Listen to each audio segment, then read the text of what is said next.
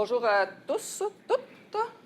Donc, ça me fait plaisir de venir vous parler du sujet du trouble du jeu vidéo ou dépendance aux jeux vidéo. En fait, quand on m'a interpellé l'été passé, en fait, je ne sais pas si c'était bien planifié, en fait, le choix de la date ou ce fut un hasard, mais nous sommes dans la semaine de prévention des dépendances, donc depuis dimanche et jusqu'à samedi. Donc, quel hasard, heureux hasard, donc, de parler de jeu. Non, c'était pas prévu. Donc, quel heureux hasard. Donc, en même temps, étant donné que pendant la semaine de prévention des dépendances, bien, c'est justement la bonne occasion de parler des différentes problématiques ou des différentes dépendances, de parler, c'est ça, d'informer tout genre de public, grand public, des gens qui ont des problématiques ou pas.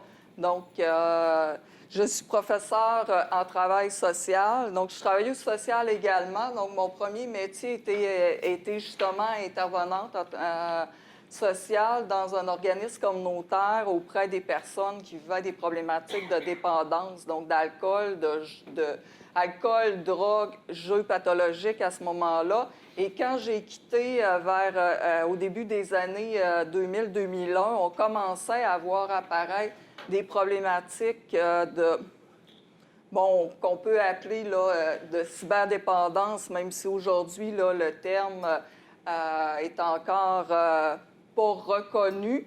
Et on se questionne sur sa pertinence de parler de cyberdépendance.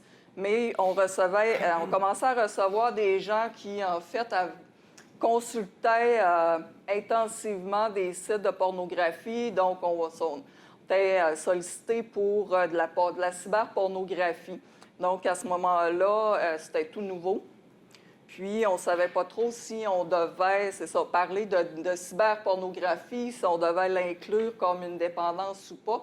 Aujourd'hui, c'est vraiment un domaine qui a été exclu dans le domaine des dépendances à Internet, donc c'est tout autre chose.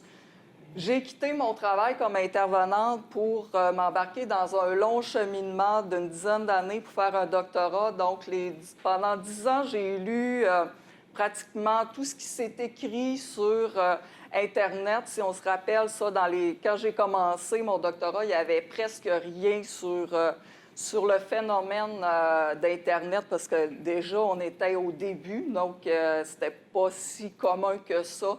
L'Internet, donc pour ceux et celles qui sont un petit peu plus vieilles, donc peuvent se rappeler de ça. Donc, la dépendance, en fait, on essayait de voir comment on allait catégoriser tout ça. C'est pour ça que je dis que la cyberdépendance est, à mon avis, pas le bon terme, parce que au fil des années, on s'est aperçu, on a catégorisé, en fait, les différentes activités qu'on peut faire sur Internet. Parce qu'on ne peut pas devenir dépendant, en fait, d'un réseau. Hein? Donc, Internet, c'est un réseau. Donc, c'est la même chose. On ne peut pas être dépendant d'un onde radio. On ne peut pas être dépendant d'un réseau informatique. Donc, c'est pour ça que le terme dépendance à Internet n'est pas le meilleur. Aujourd'hui, on voit beaucoup passer l'hyperconnectivité. Peut-être que vous avez vu passer ça. Il n'y a presque pas une semaine où on n'entend pas parler, où on ne voit pas un reportage ou un article sur l'hyperconnectivité, le danger des écrans chez les jeunes, le danger des jeux vidéo, le danger des réseaux sociaux, blablabla. Bla, bla. Donc, il y a beaucoup de choses là-dessus. Aujourd'hui, je vais m'attarder, c'est ça, principalement parce que la demande était vraiment au niveau des jeux vidéo. Donc, et on m'a demandé de vulgariser, d'être simple, que ça soit accessible à monsieur, madame, tout le monde. Donc là, je suis un petit peu inquiète parce que il y a plusieurs étudiants qui sont dans le domaine de l'informatique, jeux vidéo. Donc, j'espère que je ne serai pas dans le trop basique, mais en même temps, c'est aussi ça un peu d'informer et de peut-être justement contextualiser ce que vous apprenez, puis voir comment ça peut avoir un impact sur les gens à l'extérieur, donc que ce soit la création des jeux ou toute autre programmation informatique. Est-ce que ça vous va? Oups, il faudrait que je change le bon piton. Donc, en fait, c'est ça. L'objectif en arrière de tout ça, c'est un petit peu de démystifier les mondes virtuels des jeux vidéo pour, dans le fond, en fait, pour les adultes ou ceux et celles qui sont loin un petit peu de ce domaine-là, c'est comme un monde obscur. Hein? On ne sait pas trop ça. Qu'est-ce qui peut faire que quelqu'un peut être accroché autant à un jeu vidéo? Donc, qu'est-ce que c'est ça? Les gens aiment dans le fait de jouer à des jeux vidéo, puis même de passer beaucoup trop d'heures à jouer à ces jeux-là, puis de ne pas peut-être être capable de s'arrêter. Donc, on va essayer, c'est ça, de voir un peu qu'est-ce qui accroche là-dedans les gens à jouer dans les jeux vidéo. Moi, c'est un monde qui est bien loin de moi. J'ai aucun intérêt au niveau des jeux vidéo. Donc, ça a été même une immersion, donc d'aller mieux comprendre aussi, ou en tout cas aller chercher les facettes, pas tant que je connaissais pas le sujet, mais en travail social ou avec les jeunes ou les adultes avec lesquels j'ai travaillé, bon, vous allez voir sur quel aspect, moi, je le vois. Donc, je suis un petit peu allergique au départ au terme de dépendance aux jeux vidéo, puis je vous dirai pourquoi. Donc, c'est pas tant ma maxime de la dépendance, mais comme c'est une problématique qui est maintenant reconnue, on va y aller comme ça. Donc, on va démystifier les différentes facettes des jeux vidéo. On va mieux saisir l'intérêt, puis après ça, bien, on va avoir certainement une meilleure compréhension comment on peut accompagner des gens qui sont dans une surutilisation ou en tout cas, où si ça vous inquiète, comment on peut faire pour mieux les accompagner.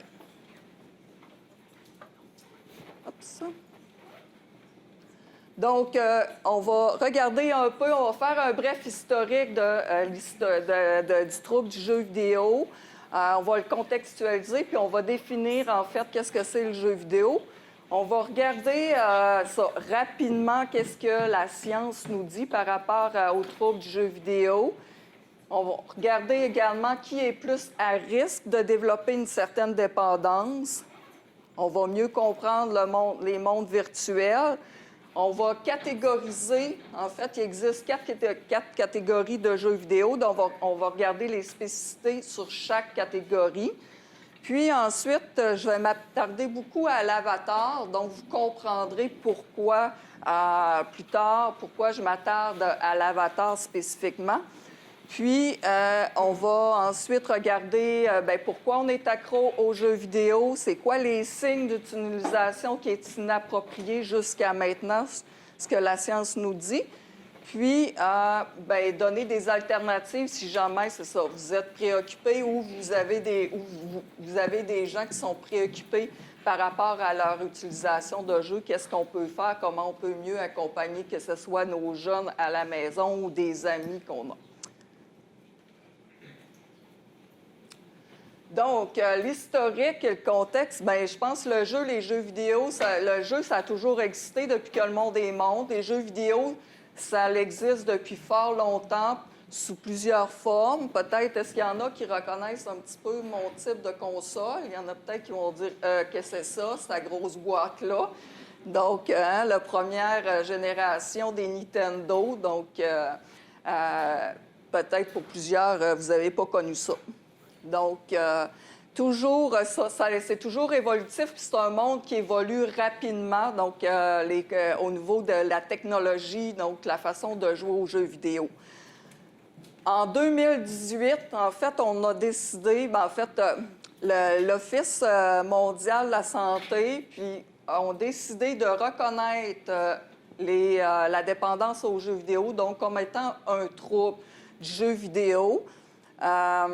En fait, c'est ça. Depuis plusieurs années, là, il y a beaucoup de chicanes entre les chercheurs pour essayer de dire, est-ce qu'il y a un problème? Il n'y en a pas. Mais en même temps, on voit quand même qu'il y a certaines conséquences ou impacts chez les gens quand ils surutilisent, font une surutilisation des jeux vidéo. Donc, c'est une façon, en fait, de mieux aussi documenter.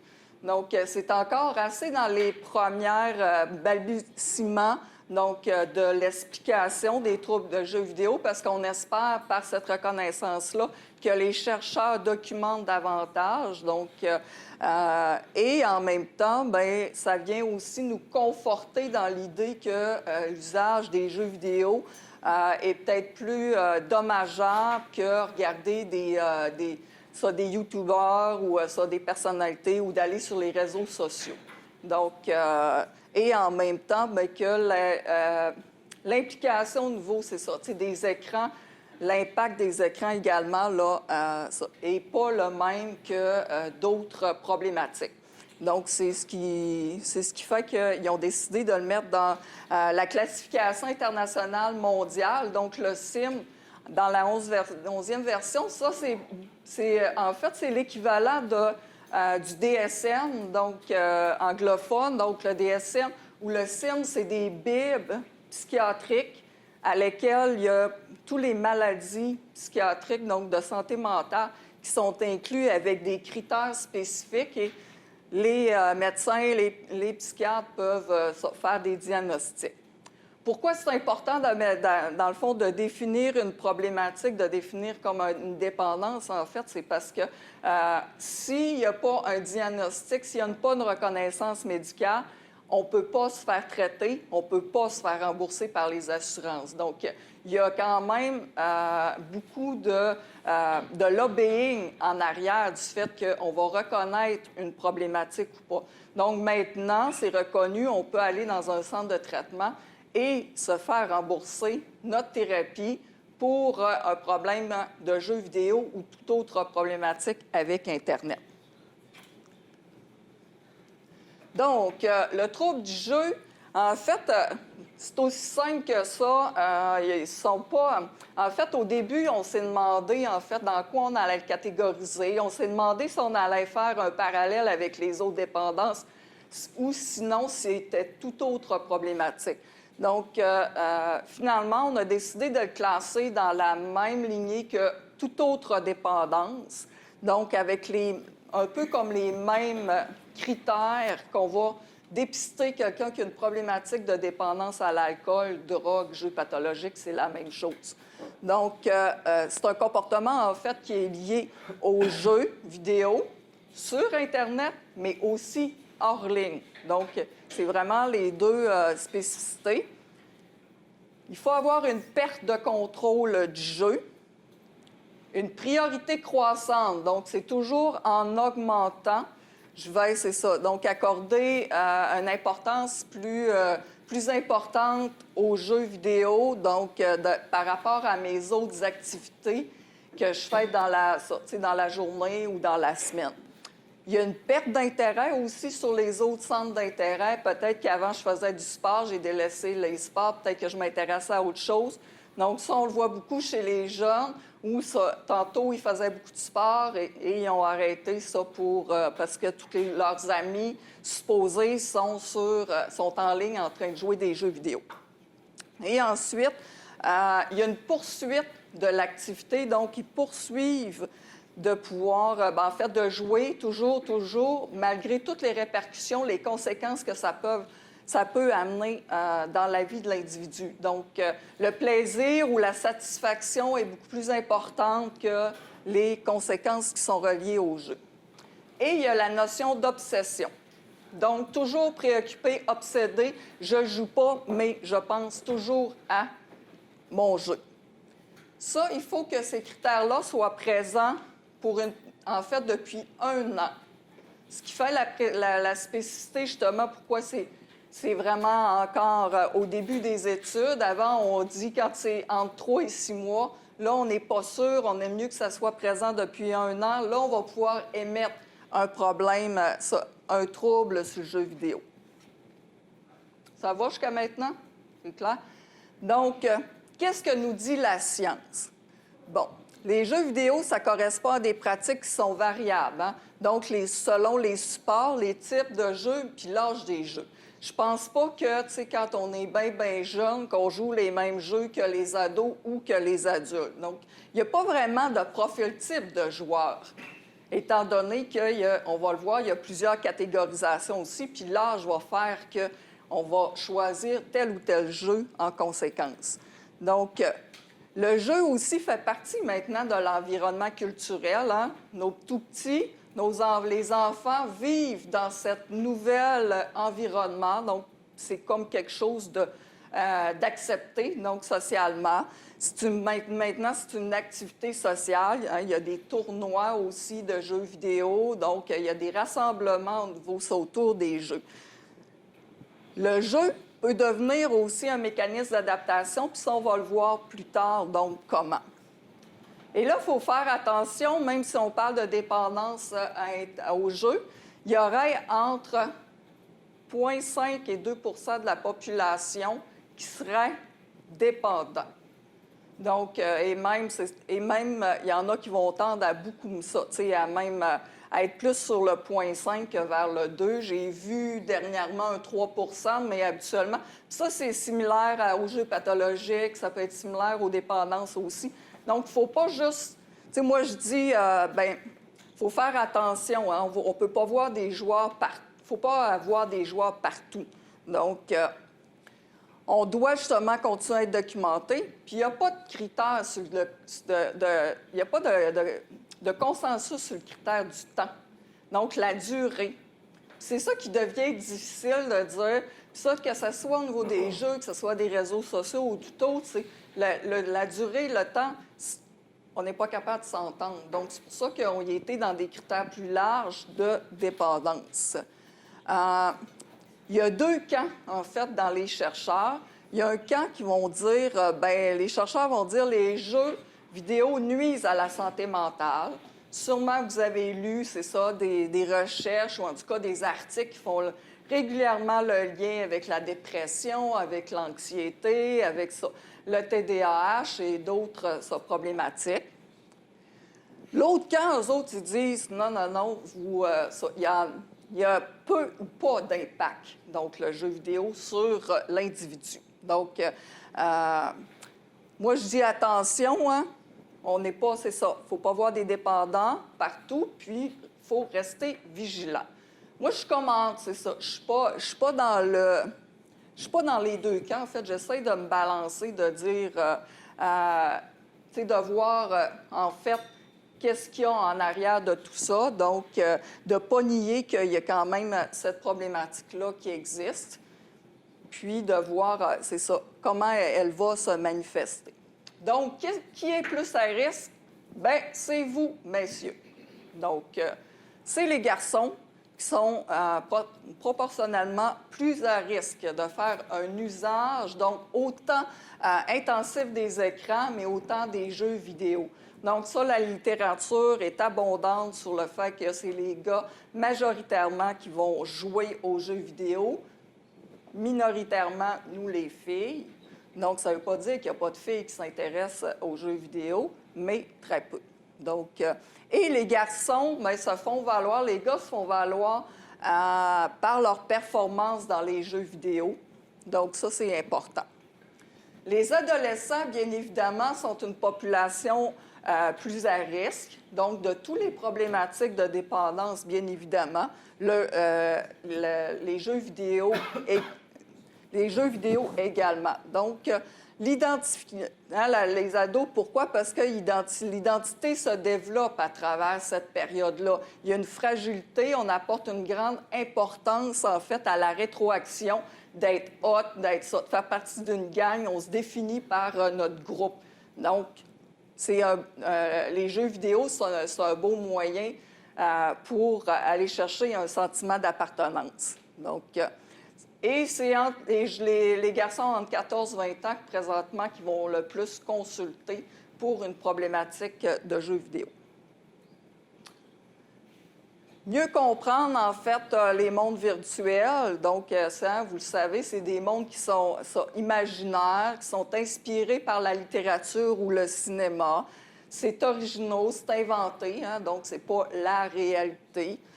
Donc, tous ces mondes-là sont habités par des individus qui les explorent, donc qui mènent une vie numérique, une vie virtuelle. À l'époque, on parlait comme, tu sais, on opposait notre vie numérique versus la vraie vie. Mais aujourd'hui, c'est deux mondes parallèles. On peut plus séparer personne de notre vie numérique versus notre vie dans la société. Le vecteur de cette vie-là, bien, c'est l'avatar, puis on va en parler justement tantôt pourquoi l'avatar est important.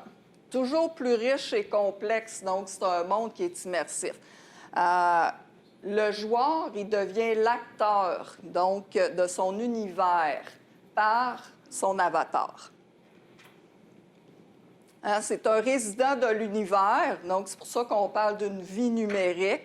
C'est un habitant du monde virtuel, donc il doit concilier, composer avec d'autres mondes à l'intérieur donc de la communauté virtuelle. Puis c'est un membre, c'est ça, c'est un joueur à part entière de la population qui peuple le monde des jeux vidéo. Il y a 4 catégories de jeux vidéo. Donc, il y a les jeux de réflexion. Donc, ce jeu-là amène plus, bon, bien évidemment, à résoudre des casse-têtes. Si j'ai mis un exemple du jeu Sobokan, donc des énigmes ou à naviguer à travers des lieux complexes comme des labyrinthes. Plus généralement, c'est ça. Bien, en fait, ça oblige le joueur à réfléchir. Ça, c'est un type de jeu.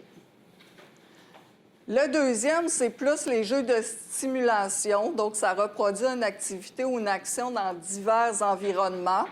Les plus populaires sont des jeux économiques ou de gestion. Donc là, je suis allée sur l'exemple de Utopia. Donc, le joueur est plus dans l'action il dirige donc un monde économique. Donc, ces jeux-là se spécialisent davantage, c'est ça, dans l'interaction, la capacité d'interagir dans un environnement plus que dans les jeux de réflexion. Les jeux d'action, donc, bien évidemment, c'est l'interaction en temps réel qui fait essentiellement appel à l'habilité puis au reflet du joueur. Donc là, je vous ai mis l'exemple de Call of Duty parce que je pense qu'il n'y a personne qui ne connaît pas ça ou presque. Je pense que c'est quand même un jeu qui est répandu. Les jeux d'aventure qui sont aussi, bien, ça constitue dans le fond une fiction. C'est comme un film ou un roman. Puis l'objectif, c'est de raconter une histoire, puis on évolue en fait là-dedans. Donc, j'imagine que c'est des choses que déjà que vous étiez familières. Je me trompe-tu? Est-ce que tout le monde était familier? Oui? Donc, avec ces jeux-là. Les fonctions de l'avatar. Donc, c'est un véhicule qui permet d'évoluer puis de se déplacer dans un monde imaginaire. Hein? Dans le fond, c'est une personnalité qu'on va incarner quand on va être dans le monde, c'est ça, des jeux vidéo. C'est un vecteur d'interaction avec une communauté de centaines et voire de milliers de personnes. Donc, c'est toujours la notion d'avatar. L'avatar, c'est une fonction d'individualisation, donc d'identification. Ça va être ma personnalité, en fait, de joueur. L'avatar, le terme avatar, c'est vraiment vieux. Mais si on se rapproche un petit peu, en fait, de ce qui nous touche, nous autres, bien, l'avatar, c'est une métamorphose, hein? C'est une transformation. Donc, transformation veut dire, bien, c'est pas nécessairement ma copie de moi. Donc, je vais m'inventer un personnage. Et là, c'est là que ça devient intéressant, l'avatar. C'est cette copie de moi. Donc, c'est la représentation du joueur. L'avatar. Donc, c'est la première chose que le joueur doit faire, c'est de se créer un avatar. Donc, de quoi? C'est ça. Comment je vais le choisir? Comment je vais le créer? À quelle image? C'est ça. Je vais ressembler. Donc, l'avatar, il y a des gens qui peuvent passer plusieurs heures juste à créer l'avatar. Donc, c'est pour ça que c'est intéressant de s'en préoccuper et de voir en arrière de la création de l'avatar, qu'est-ce que la personne, le joueur, veut nous dire en arrière de sa création de personnage. Donc, c'est pas Ça, c'est pas juste un bonhomme qui se déplace. C'est une représentation autre de moi-même. Donc, on va décider, c'est ça, de l'apparence physique. On va choisir la race, donc, de notre personnage. On peut représenter aussi différentes ethnies particulières. On va déterminer ça, l'apparence, la couleur, la longueur de nos cheveux, la couleur de la peau, des yeux. Donc, c'est vraiment les traits du visage. Donc, tout fait partie de l'avatar. Nos aptitudes physiques, que ce soit aussi au niveau de la taille, la musculation, la corpulence, le sexe. Donc, bien, est-ce que c'est ça, je vais choisir d'être une fille, un gars ou tout simplement d'être asexué? Ça aussi, ça a une importance. L'âge, donc, de mon avatar, est-ce qu'il va être plus jeune que moi, plus vieux ou vraiment beaucoup plus vieux que moi? Déterminer la profession, donc, de mon avatar. Est-ce que ça va être un guerrier, un magicien, un voleur? Puis, quelle personnalité je vais lui donner? Donc, ça aussi, c'est important. L'avatar, c'est ça, une personnalité, dans le fond, morale qui est distincte de celle, de moi. Donc, là, ce qui fait que c'est intéressant, si moi, je suis dans la vie très timide, probablement que mon avatar va être quelqu'un qui va avoir confiance en soi, puis qui va être, qui va être sociable, puis qui va être aimé des autres. Parce que je ne veux surtout pas reproduire ce que je suis personnellement. Il y en a qui vont jusqu'à inventer des histoires, un passé à leur personnage, donc pour expliquer leur comportement présent. Donc, et ils vont aussi choisir le vocabulaire, donc, qui est adapté, donc aussi à leur choix de personnage. Donc, le joueur, c'est le créateur de son personnage. On joue un jeu de rôle quand on est à l'intérieur, mais ce jeu de rôle-là est important aussi dans notre vie. Donc, le roleplay représente la vie assumée qu'on assume dans le monde virtuel et à la limite, c'est peut-être le monde qu'on souhaiterait avoir dans notre vie personnelle. Donc, il peut y avoir un parallèle. Donc, le joueur, c'est lui qui est son metteur, c'est lui qui est son propre metteur en scène. Donc, c'est lui qui décide du scénario. C'est ça qui est important, c'est ça qui est intéressant dans les jeux, puis c'est ce qui fait aussi peut-être le danger de glisser. C'est toute la notion de l'activité d'être en action, d'être le maître du jeu. Donc, qui peut-être dans notre vie personnelle est tout le contraire. Donc, c'est pour ça qu'il y en a qui vont verser dans le jeu. Donc, et ça, c'est ça. Dans le fond, c'est une certaine mesure, ça va chercher, c'est ça, notre soi idéal de qu'est-ce qu'on aimerait être, mais on ne l'est pas. Donc, bien, le fait aussi de choisir un métier ou une activité, ça participe aussi à enrichir la personnification de notre avatar. Puis, le fait que bien, le choix du jeu que je vais acheter, bien, également, ça va avoir un impact sur pourquoi je vais choisir de créer tel personnage, tel avatar.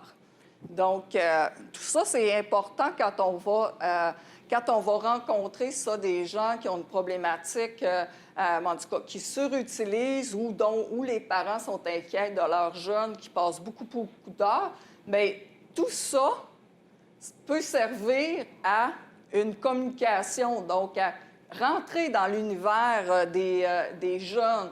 Donc, quand je l'ai dit, des fois, c'est loin de nous, ça ne nous intéresse pas. Loin de là, ça devrait nous intéresser. Puis on devrait aller parler avec la personne de « bien, c'est quoi le jeu que tu joues? Ah, c'est quoi ce jeu-là? Peux-tu m'en parler? Peux-tu me l'expliquer? Pourquoi tu as choisi ce jeu-là puis pas un autre? Puis pourquoi ton avatar? Il ressemble à quoi ton avatar? Parle-moi-en. » L'avatar va parler, c'est ça, va dire beaucoup de choses sur les désirs de la personne en arrière de l'avatar. Donc, puis, l'avatar, lui, graduellement, au fil du jeu, va gagner en pouvoir, puis en habilité aussi diverses, puis en fortune, donc ce qui va lui permettre d'aller acheter, en fait, des armes qui vont être plus puissantes et monter dans la hiérarchie du jeu. Donc, donc c'est la source, dans le fond, plus on monte, plus ça devient une source de prestige, de respect qui est important. Donc, si moi, dans ma vie sociale, je suis un petit peu retirée, j'ai pas beaucoup d'amis, je vis même à la limite de l'intimidation. Puis là, je me retrouve à l'intérieur de mon jeu vidéo comme étant le meilleur, le hot, hein, tu sais, je suis vraiment le meilleur au monde. Donc, ça va même jusqu'à des fois, c'est ça, mondial, selon le jeu qu'on va jouer avec le nombre de joueurs qui sont en ligne, donc avec nous. Donc, tout ça va nous amener justement à se dire, bien, d'avoir le goût de rester accroché à vouloir jouer plusieurs heures à notre jeu. Pourquoi on voudrait se déconnecter alors qu'on vit dans un monde magnifique qui est virtuel, mais où je suis reconnu étant comme le meilleur. Donc, c'est à se questionner ou à questionner les gens. Pourquoi on est accro, c'est ça, au jeu? Bien, oui, il y a tout le design des jeux, l'engagement actif, comme j'ai dit, le fait qu'on est actif, on n'est pas passif, au même titre que si je regarde une émission ou un film à la TV, je suis passif. Je ne peux pas réécrire le scénario. Là, je peux faire avancer mon scénario. C'est un jeu qui est stimulant, donc ça va aller chercher, en fait, bien, c'est ça, ça procure beaucoup, beaucoup de défis, de renforcement aussi positif. Donc, ça va faire appel au circuit de la récompense, donc on va appeler en médecine la dopamine. Donc, sûrement que vous avez entendu parler. Donc, la dopamine qui est un peu comme le neurotransmetteur du plaisir. Donc, ça va stimuler notre dopamine. Et là, je vais m'arrêter là parce que c'est beaucoup dans le domaine du cerveau. Il y a beaucoup de recherches qui sont en cours là-dessus pour prouver que c'est la faute de la dopamine. Mais ça, c'est le problème de toutes les dépendances. Moi, je dis heureusement qu'en dépendance, on a la dopamine pour excuser beaucoup de choses. Donc, je ne suis pas de ce modèle médical, loin de là. Puis ça va créer un état de flow, donc ce qui veut dire, bien, ça plonge la personne dans un état maximal d'engagement, de satisfaction. On ne voit pas le temps passer, hein? Que ce soit sur les jeux vidéo, sur les réseaux sociaux ou n'importe quoi, on ne voit pas le temps passer. C'est fait pour ça. Donc, c'est formaté pour qu'on puisse passer, dire « Ah, je vais y aller juste, tu sais, je vais jouer juste une demi-heure. » Puis finalement, on s'aperçoit que ça fait 3-4 heures qu'on est là. Mais en même temps, bien, c'est difficile de s'extraire du jeu parce que c'est ça, le jeu, ça n'a pas de fin. Ça se continue. Donc, c'est ça qui est le problème. C'est que, bien, comme je joue avec plusieurs joueurs de toute la planète, bien, on n'est pas sur les mêmes fuseaux horaires. Il n'y a pas d'horaire prédéterminé où on dit, là, on arrête le jeu, c'est off, là, tout le monde va manger, va faire dodo, ou va à l'école ou travailler. Ça n'existe pas. Donc, il y a toujours des joueurs qui jouent. Puis là, si moi, je suis rendue dans la hiérarchie, je suis rendue assez haut, bien, ça ne me tente pas que les autres me dépassent non plus. Donc là, c'est ce qui va faire que je vais rester accrochée. Ce qui fait que souvent, ce qu'on entend dans nos bureaux, en intervention, les parents disent « Ah, c'est une crise pour l'arrêter de jouer. » Bien évidemment, c'est une crise parce qu'il ne veut pas se faire dépasser. Le jeu, il n'y a pas d'arrêt, même si tu dis « Paye sur pause ». Non, il ne veut pas. Donc, puis il y a toujours, même s'il ne joue pas, il y a toujours cette pensée de dire « Ils sont rendus où? » Puis, tu sais, je suis rendue à quel classement? Donc, quand tantôt, je parlais de la notion d'obsession, bien, il y a ça aussi. Je suis peut-être à l'école, je suis peut-être à mon travail de corps physique, mais psychologiquement, je ne suis pas là. Donc, je pense juste à mon jeu. Donc, puis le fait, c'est ça, tu sais, que j'arrête. Tu sais, je vois beaucoup de parents, tu sais, qui se fâchent puis qui disent à leurs jeunes, « Veux-tu arrêter ton jeu? » Puis même des fois, ils vont timer, ils vont faire des arrêts de jeu, tu sais, programmés. Mais en fait, arrêter de jouer, là, c'est comme lâcher nos amis. Donc, on devient un loser parce que, c'est ça, on lâche notre gang, notre clan avec qui on joue. Tu sais, des fois, sans les avertir. Donc, c'est pour ça que ça crée des réactions de colère, de frustration chez les joueurs, parce que c'est ça, ça peut créer un impact important sur le jeu, mais aussi sur, notre personnage, notre avatar. Donc, c'est le jeu qui vient à punir la personne elle-même d'avoir arrêté. Donc, ça, c'est des réactions qui sont possibles. Donc, ce qui fait que les gens vont plus être dans la dépendance, en tout cas, où vont commencer à augmenter, on va se questionner à savoir, c'est-tu un refuge pour la personne, d'être dans un monde parallèle? Comme je disais tantôt, si moi, je suis, ça va pas bien dans ma vie, j'ai pas d'amis, à mon travail ou à l'école, ça va pas. Puis à l'intérieur de mon jeu, j'ai des amis, je jase, puis ça va super bien. Donc, ça peut être un refuge, mais ça peut être aussi une fuite ou une coupure de la réalité. Qu'est-ce que je suis? Si je suis souvent, je vois les parents, quand ils viennent me consulter, des fois, il y a des conflits familiaux, il y a des conflits de séparation. Le jeune, il n'est pas bien chez eux. Qu'est-ce qu'il va faire? Au lieu d'entendre ses parents chicaner, il va aimer mieux aller jouer sur son jeu, puis se mettre des écouteurs, puis de rien entendre. Donc, ça aussi, c'est important d'aller, de se positionner. Quand je dis c'est pas tous des dépendants, mais ça l'explique pourquoi les gens ils vont jouer beaucoup plus. Ça peut être aussi un exutoire à des pulsations. Si je joue à des jeux plus violents, peut-être pour moi, c'est un moyen d'expulser ma violence. Au lieu d'aller fesser ou de battre quelqu'un ou de me bagarrer, je vais le vivre à travers mon avatar. Si je suis un guerrier, je vais libérer mes pulsions de violence ou criminelles. Donc, et la vie en ligne, c'est ça, est beaucoup plus intéressante, sécurisante pour beaucoup de gens. Donc, et on a, c'est bien évidemment toute la reconnaissance au niveau de la rétroaction de notre gang, de notre clan. Les signes d'une utilisation qui sont inappropriés, mais en fait, il y a des symptômes physiques, il y a des symptômes psychologiques, il y a des comportements observés. J'en ai sorti quelques-uns. Donc, bien évidemment, les problèmes de sommeil, parce qu'il y a beaucoup de gens qui jouent tard la nuit. Donc, le lendemain, si j'ai des cours ou si je travaille, ma concentration n'est pas là. Hein? Donc, on s'entend. Il y a une fatigue, donc, qui est accumulée. Il y en a qui vont aller jusqu'à négliger leur hygiène personnelle. Sûrement, vous avez déjà lu ça, des gens qui, à la limite, vont se mettre des couches parce que, c'est ça, ils ne peuvent pas ou ça. Ils ne vont pas se laver, ils ne mangent plus.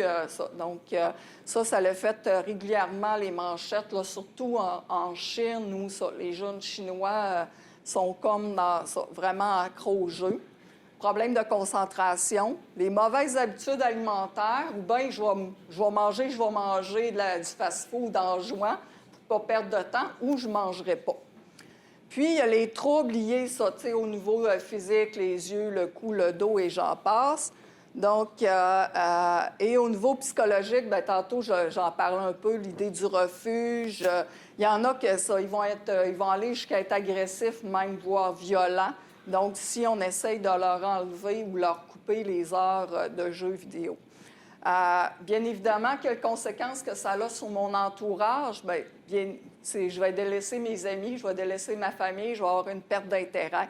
Je vais commencer à mentir aussi sur le nombre de temps que je vais jouer. Je ne ferai pas mes tâches, c'est ça que j'ai à faire si je travaille ou je vais à l'école, donc je vais tout laisser tomber. On va commencer à avoir de l'absentéisme, des difficultés scolaires, des baisses de notes, des échecs, tout simplement. Ça peut être l'absentéisme aussi au niveau professionnel. Il peut y avoir aussi de l'abandon des autres sphères d'intérêt. Puis, ça peut aller jusqu'à faire des vols et de la fraude pour être capable, c'est ça, de payer, en fait, des armes et de se payer des avantages. Donc, vous l'avez vu, je pense de l'importance de jaser avec la personne sur le choix de l'avatar. Donc, c'est rarement inconscient. Donc, c'est vraiment réfléchi. C'est ça qu'il faut retenir. parler de l'avatar avec la personne, aller, c'est ça, questionner sur pourquoi tous ces choix. Donc, ça peut aider une discussion. En même temps, bien, l'avatar, hein, c'est un masque.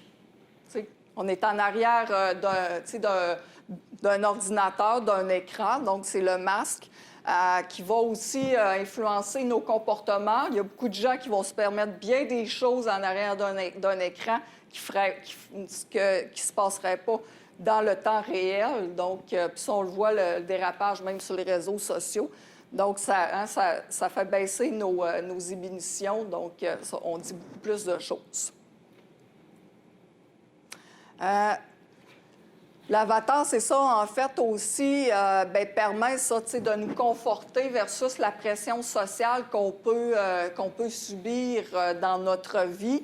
Puis, l'avatar aussi est une personnalité au sein d'une collectivité, d'un environnement. En travail social, on travaille beaucoup avec l'individu, mais aussi l'environnement qui est en cause.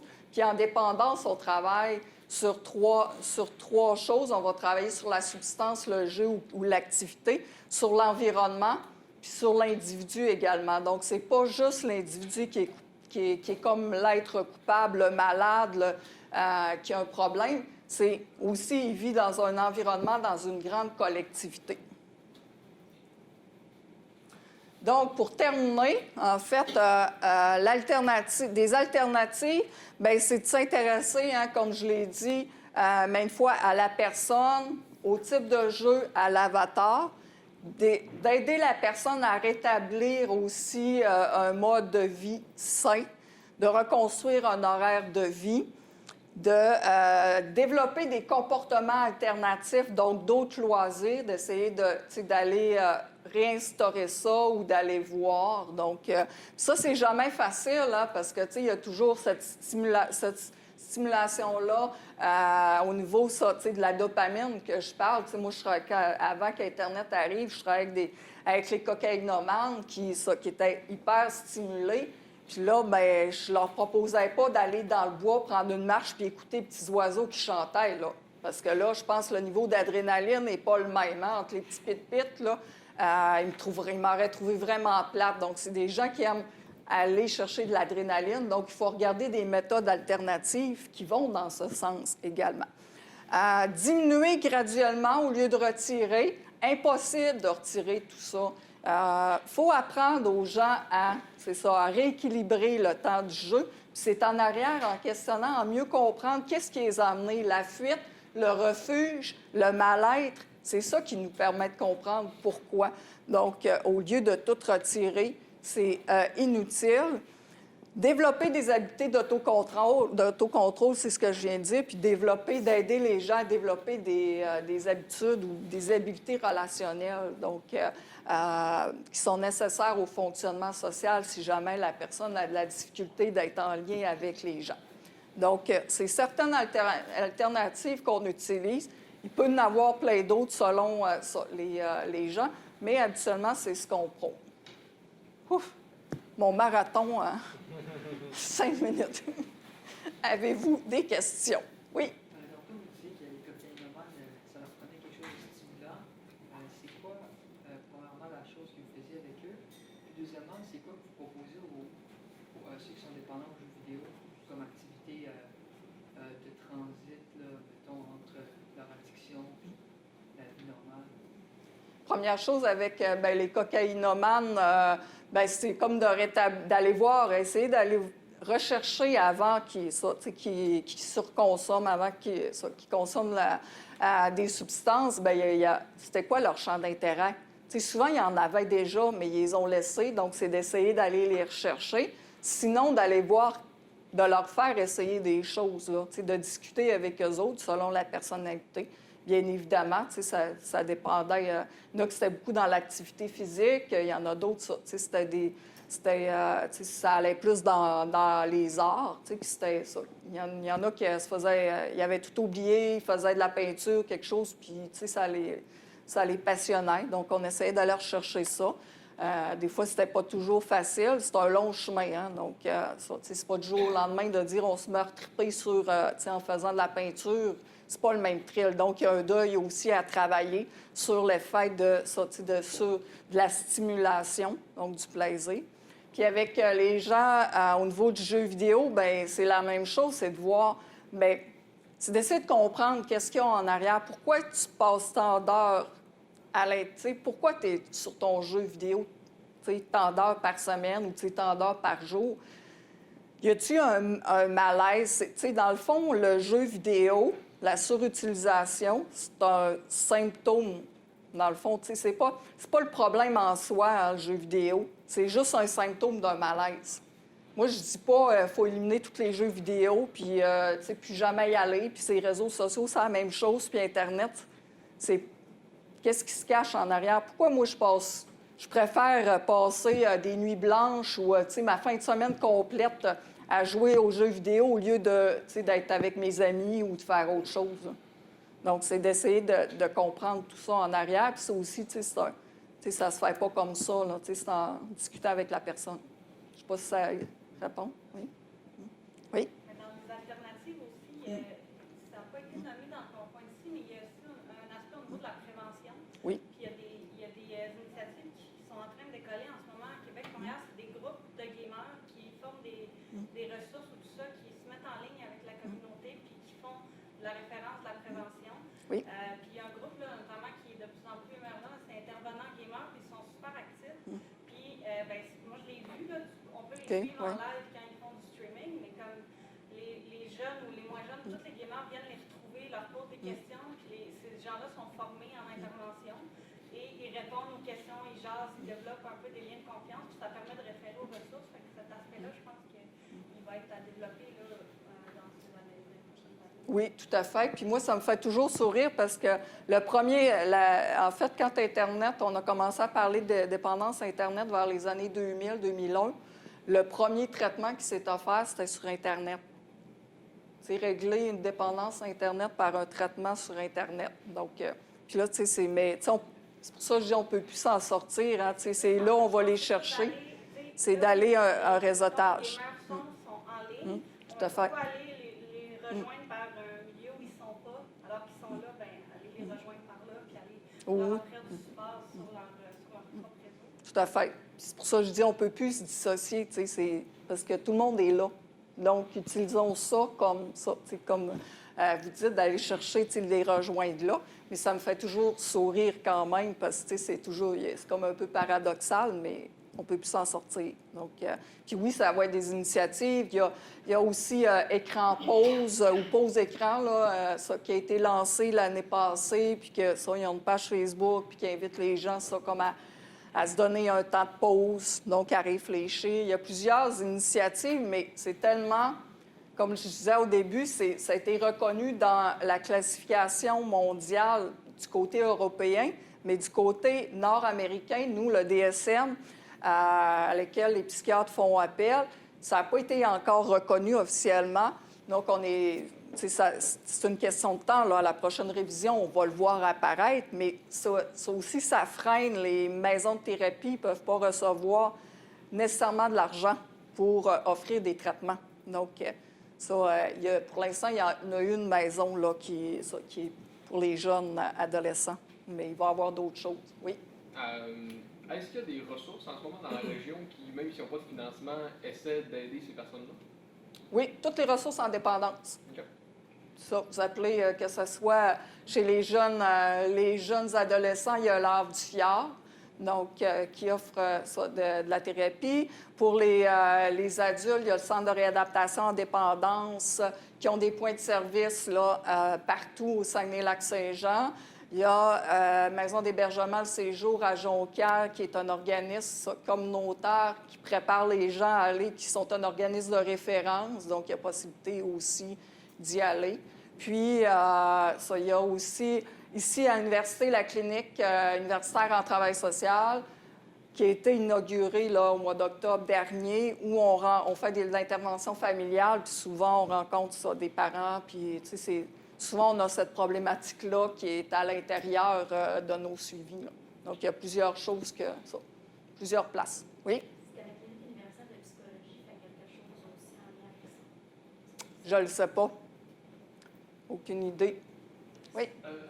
Moi, je me disais, il y a certains jeux où tu n'as pas nécessairement d'avatar, tu n'as pas nécessairement de choix à faire au niveau cosmétique, au niveau psychologique, peu importe. Mais est-ce que l'aspect comme compétitif de ces jeux-là peuvent aussi comme apporter à une dépendance? C'est des jeux où il faut que tu sois le meilleur en équipe, puis ce genre de trucs-là, je pense que ça peut aussi mener à ça. Tout à fait. Oui. C'est vraiment ça. Je l'ai dit un petit peu, j'ai insisté beaucoup sur l'avatar parce que l'avatar, ça, il y a beaucoup de jeux qui l'utilisent. Puis, souvent, c'est comme quelque chose que personne ne prend en considération. Mais oui, toute la notion de compétitivité, puis le fait que je sois le meilleur, là. Ce type de jeu-là est vraiment en train de monter en flèche aussi. Là, fait que, ça dépasse beaucoup de choses aussi au niveau du jeu vidéo. Ça aussi, je pense que c'est important d'en parler. Là. Oui.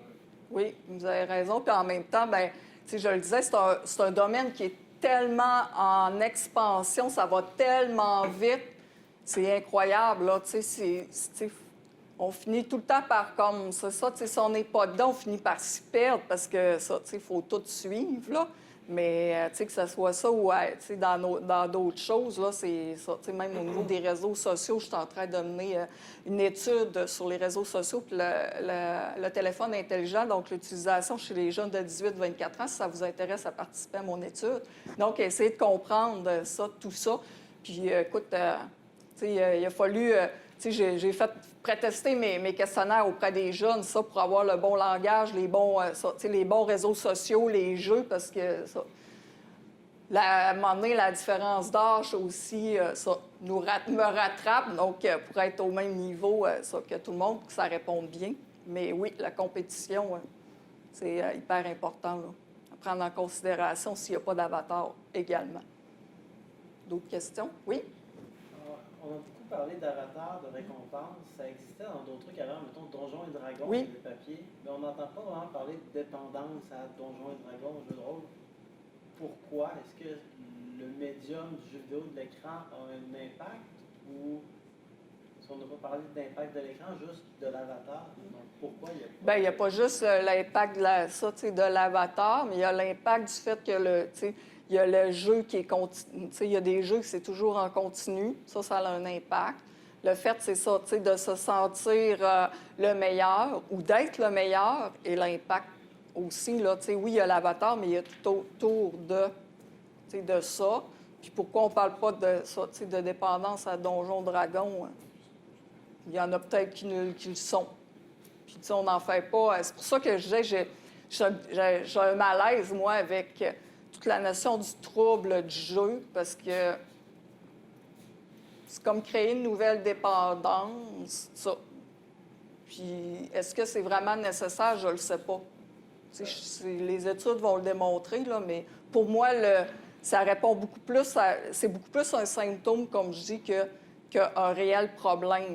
Que ça soit n'importe quoi, là. Donjon Dragon, ça peut être les workaholics, ça peut être les boulimiques, les grands sportifs. On est tous dépendants de quelque chose, puis ça répond à quelque chose quand on le fait excessivement. Donc, ça peut être juste une transition, parce qu'il y a beaucoup de jeux, par exemple, basés sur le principe de Donjons et Dragons. Oui. C'est juste une transition, c'est ce qui est à la mode. Puis avant, ça a été plus sur ça, c'est juste que ça paraissait moins. Ça... Tout à fait, ça paraissait moins. Comme avant le jeu, le poker, bien ça, le monde jouait dans le sol, caché, ou dans des petites salles, ou dans des tavernes, mais le jeu le poker a toujours existé. Maintenant, on fait du poker en ligne. C'est juste une transition c'est pour ça, première acétate, je dis, acétate, dans le diapo, hein? Vous voyez l'âge... Je parlais de ça à quelqu'un, justement, à cette étape avant-hier. Mais on voit la transition entre les différentes formes aujourd'hui que ça prend, mais ça a toujours existé. Puis ça va toujours exister. Fait qu'il faut faire avec, il faut évoluer. Puis là, Internet, c'est ça. C'est là, puis ça disparaîtra plus jamais. Donc, c'est rien qu'une nouvelle façon de... Au même titre que les nouvelles dépendances, ou du moins la consommation, on le voit avec le cannabis, vous l'avez vu, la légalisation. Avant, c'était illégal, maintenant, c'est légal. On peut l'acheter sur Internet, puis c'est légal. On peut le recevoir chez nous dans le boîte à mal. Mais ça a toujours existé, là. Puis ça existe encore, le monde parallèle, là. sais, d'illégal. Là. Il y a encore des sites où on peut l'acheter illégalement beaucoup moins cher. Donc, on fait juste des... on évolue avec la société. Il ne faut pas l'oublier. Je sais pas si ça répond. Hein. Oui. D'autres questions? Oui? Oui, c'est une question à deux volets. Est-ce que vous trouvez que c'est devenu un peu genre une maladie photo parce que les parents veulent plus gérer leurs enfants, etc., puis ils vont voir les jeux vidéo, donc ça comme ils peuvent tous mettre cette dépendance, toutes les dépendances, tous les trous familiaux dedans. Donc c'est genre le jeu vidéo est rendu diabolisé, puis genre, c'est hyper médiatisé aussi, ce qui n'arrive pas. Donc est-ce que vous trouvez qu'il y a comme beaucoup trop de gens qui vont consulter pour quelque chose qui ne devrait pas, entre guillemets? Et est-ce que vous croyez que quand notre génération va devenir genre parents, vu qu'on a plus de background de jeux vidéo, etc., il va y avoir une grande diminution des consultations pour ces troubles-là? Première question, je pense que oui, effectivement. C'est pour ça que je disais que j'ai un malaise avec le trouble, parce que pour moi, c'est pas une dépendance, c'est un problème, c'est un symptôme. Puis oui, on est dans une société, on est une société de performance où il y a beaucoup d'anxiété de performance, que ce soit chez les adultes, mais aussi chez les jeunes, on le voit. Hein, puis il n'y a pas une semaine qu'on ne voit pas de nouvelle étude sur une détresse psychologique. On le voit dans les bureaux. Les parents sont dépassés aussi. Ils essayent de performer au travail, ils essayent de performer comme pour être parents, puis ils veulent que leurs jeunes performent, pas juste à l'école, mais dans le parascolaire. Puis quand tu arrives pour préparer le souper, bien, c'est plus facile d'avoir la paix, puis ça, tu sais, tout à fait. Tu sais, avant, là, bien ça, tu sais, dans mon temps, parce on est vraiment dans une autre génération. Moi, ma mère, elle m'enfermait dehors, puis elle disait, « Gars, tu t'en vas, là, puis va jouer. » Quand ça sera le temps de souper, là, m'a débarré à la porte quasiment, là, tu sais. Puis là, je disais, « Ah, il fait fret » ou « Ben, tu sais, j'ai rien à faire. » Bien, cherche, imagine. Mais aujourd'hui, là, ben c'est ça, tu sais, c'est plus le banc de neige ou l'imagination, c'est les jeux vidéo. Puis on le voit chez les jeunes, ça commence en bas âge. Puis ça aussi, c'est un problème, ça, tu sais, au niveau du temps d'écran, qu'il y a beaucoup de recherches qui se font là-dessus pour les jeunes. Puis par rapport au deuxième volet de ta question, bien peut-être que, tu sais, étant donné que vous êtes là-dedans, ça, tu sais, vous avez grandi, vous allez évoluer toujours. Peut-être qu'à un moment donné, il va y avoir un retour de balance, là. Puis on est un petit peu là-dedans, hein, tu sais, dans un mouvement de, tu sais, ça, tu sais, téléphone ou même ça, tu sais, de se texter quelque chose avant ça. Tu sais, il y avait beaucoup d'extrémités. Maintenant, tu sais, les gens commencent à se sensibiliser puis dire, wow, là, t'as peu, là. C'est vrai qu'on en passe beaucoup de temps sur nos jeux, sur nos cellulaires, sur nos réseaux sociaux. On peut-tu diminuer? Donc, j'ose imaginer que oui, que vous allez être capable de faire la part des choses.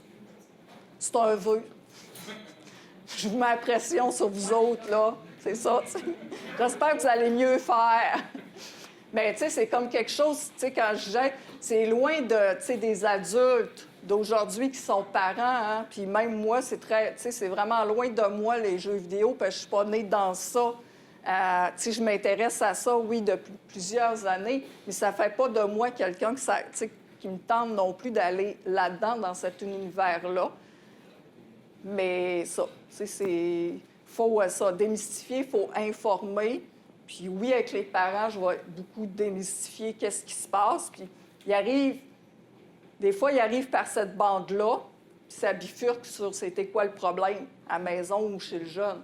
Bien, en fait, c'est pas juste le jeune. En contexte familial, c'est tous les individus faisant partie de la famille également. Oui? Ça se peut-tu que l'éducation des parents peut avoir une incidence sur la perte de contrôle par rapport aux jeux vidéo?